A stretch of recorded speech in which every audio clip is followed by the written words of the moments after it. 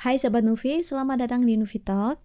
Pada hari ini saya ingin menjawab pertanyaan ya dari teman-teman, yaitu terkait dengan apakah benar ada pengelompokan nilai HbA1c pada populasi yang lebih tua. Nah, sebelumnya terima kasih ya yang sudah mengirimkan pertanyaan.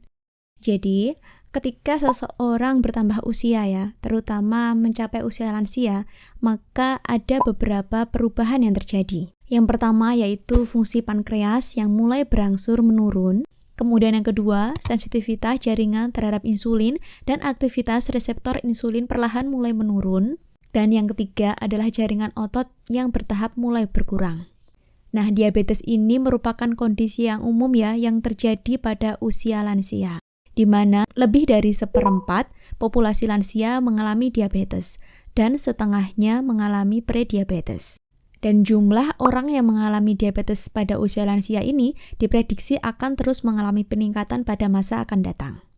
Orang dewasa yang lebih tua yang mengalami diabetes akan lebih mudah mengalami penyakit penyerta seperti misalnya hipertensi, kehilangan otot, kemudian terjadinya stroke, penyakit jantung koroner, dan gangguan lainnya.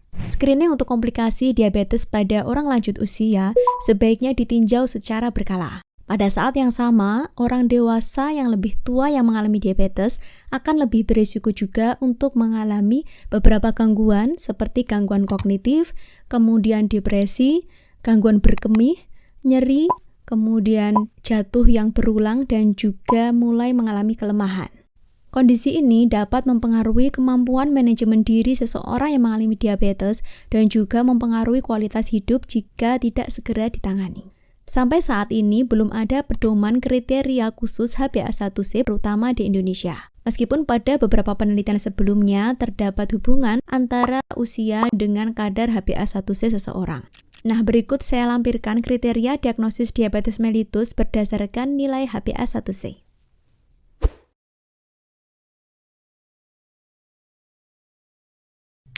Sedangkan pada pedoman lainnya, yaitu pedoman American Diabetes Association atau ADA 2021, menargetkan HbA1c yang berbeda pada orang dewasa yang lebih tua atau lebih dari 65 tahun berdasarkan status kesehatan penyakit penyerta. Yang menargetkan kontor glikemik HbA1c kurang dari 7% dinyatakan masih sehat atau baik, kemudian 7-8% menyatakan menengah atau intermediate, dan juga lebih dari 8% adalah dalam kondisi yang buruk.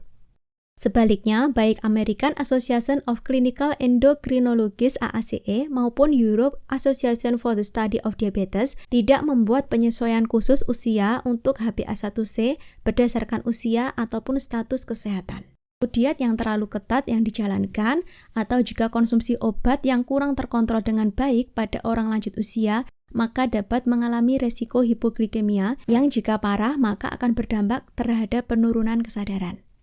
Oleh karena itu, sering memantau kadar glukosa darah Anda baik dengan menggunakan tes HbA1c atau menggunakan cek kadar glukosa darah lainnya merupakan cara yang terbaik jika Anda lakukan secara berkelanjutan untuk mengetahui seberapa terkendalinya kondisi diabetes Anda. Sementara itu, penelitian lebih lanjut terkait dengan rentang kadar HbA1c yang sehat pada usia lansia atau manula diperlukan dikarenakan jumlah diabetes yang terus meningkat. Oke, demikian itu tadi ya Sobat Nuvi, konten pada hari ini. Jika kamu ada pertanyaan atau saran-saran terkait konten selanjutnya, bisa ditulis di kolom komentar ya. Sampai berjumpa di video selanjutnya.